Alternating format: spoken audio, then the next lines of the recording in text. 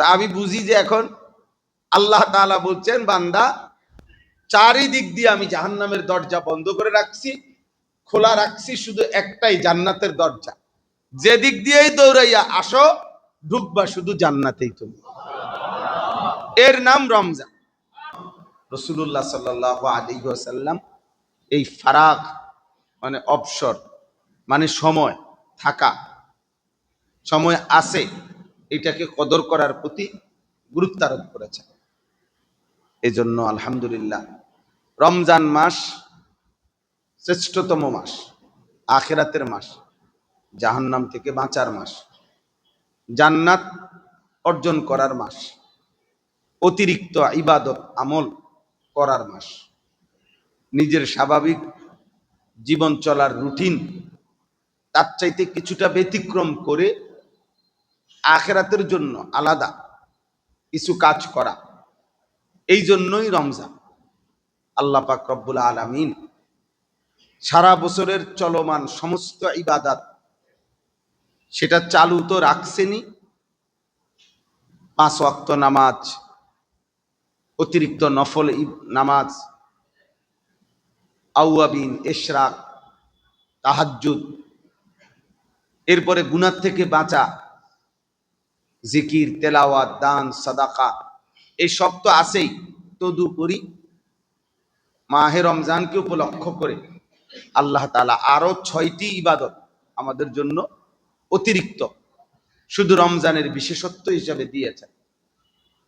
1 নম্বর হলো পুরা 1 মাস রোজা, 2 নম্বর হলো পুরা 1 মাস তারাবি, 3 নম্বর হলো পুরা 1 মাস ইফতার, 4 নম্বর হলো পুরা 1 মাস সাহরি, 5 নম্বর হলো শেষ দশকে এতেকাফ, 6 নম্বর হলো শেষ দশকের বেজর রাত্রিগুলোতে শবে কদরের তালাশ। এই যে 6টা, এই 6টি ইবাদত অতিরিক্ত, যেগুলো সারা বছরের চলমান ইবাদতের সাথে অতিরিক্ত সংযোজন।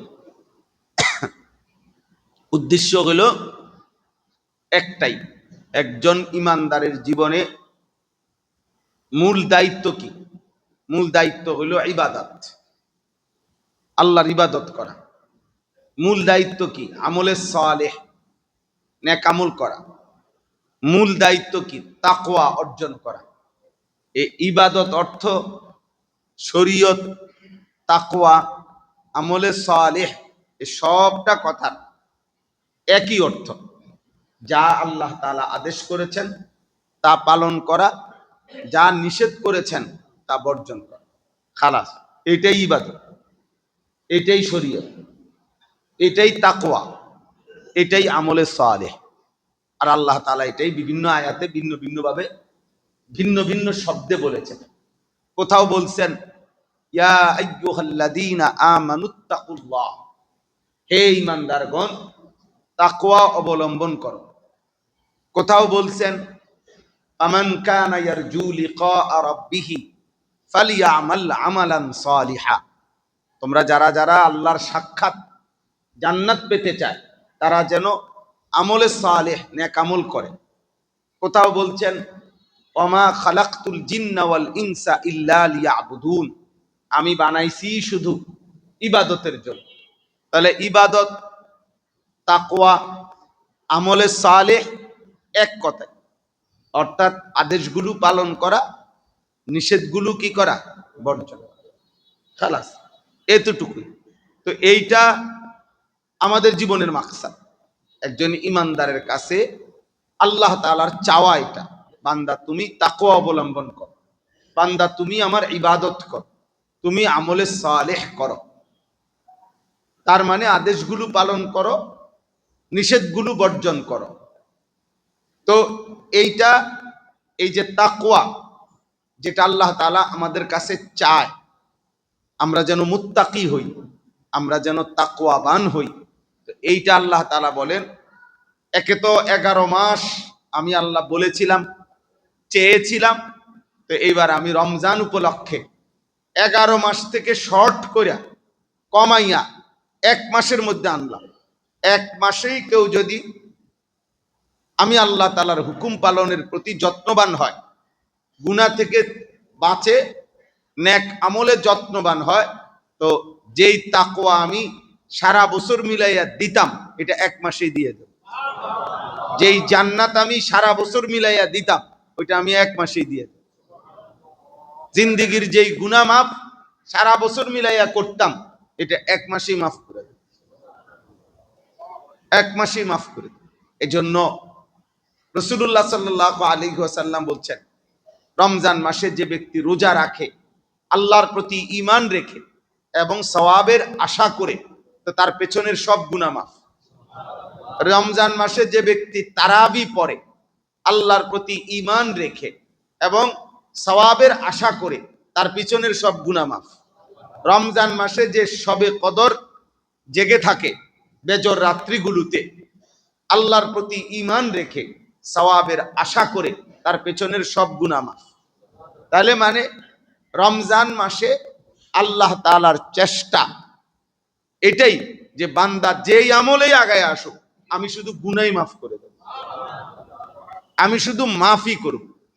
ইফতার গুনাহ মাফ, সাহারি গুনাহ মাফ, তারাবি গুনাহ মাফ, রোজা গুনাহ মাফ, এতেকাফ গুনাহ মাফ, শবে কদরে জেগে থাকা গুনাহ মাফ।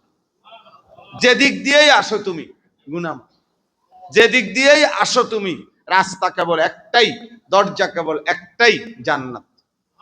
জাহান্নামের সব দরজা বন্ধ। তাহলে পথ হারাইবার কোনো সুযোগ নেই। রমজানে যেদিক দিয়েই রওনা দাও, দিনে কিংবা রাতে, রোজার মাধ্যমে, ইফতারের মাধ্যমে, সাহারির মাধ্যমে, তারাবির মাধ্যমে, এতেকাফের মাধ্যমে, শবে কদরের মাধ্যমে, যেদিক দিয়েই তুমি আসো আমি আল্লাহর কাছে গন্তব্য পৌঁছবা কেবল জান্নাত,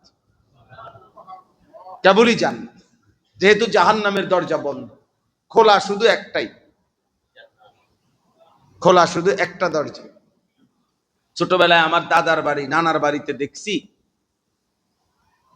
টিনের বেড়া দিয়া নানার বাড়িতে বাউন্ডারি আর কি, বাড়ির চারিদিক দিয়ে টিন দিয়া বেড়া, তো একটাই দরজা, এই টিনের দরজা, গেট, বাড়ির থেকে বের হওয়ার, আসা যাওয়া করার। তা আমি অনেক সময় দেখতাম যে আমাগো নানার বাড়িতে আমরা গেলেও অথবা মেহমান আসলে তখন ওই গেট যেটা, এই গেটের মুখে জাল লাগাইয়া, মাছ ধরার যে জাল, এই জাল লাগাইয়া মুরগি ধরত। তখন যে মুরগি পালতো, তো মুরগি তো সকালে ছেড়ে দিছে, জামাই তো আইছে 10টা বাজে, 11টা বাজে, এখন তাৎক্ষণিক জামাইরে দুপুরের যে খাওয়াবে, মেহমানদারি করবে, তো এখন ব্যবস্থা কি? তাহলে এই মুরগি, দেশি পালা মুরগি, এগুলা ধরতো। কেমনে ধরতো?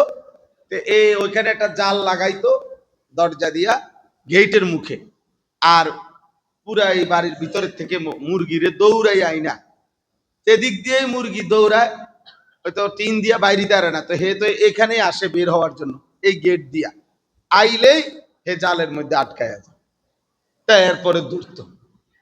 তা আমি বুঝি যে এখন আল্লাহ তাআলা বলছেন, বান্দা চারিদিক দিয়ে আমি জাহান্নামের দরজা বন্ধ করে রাখছি, খোলা রাখছি শুধু একটাই, জান্নাতের দরজা।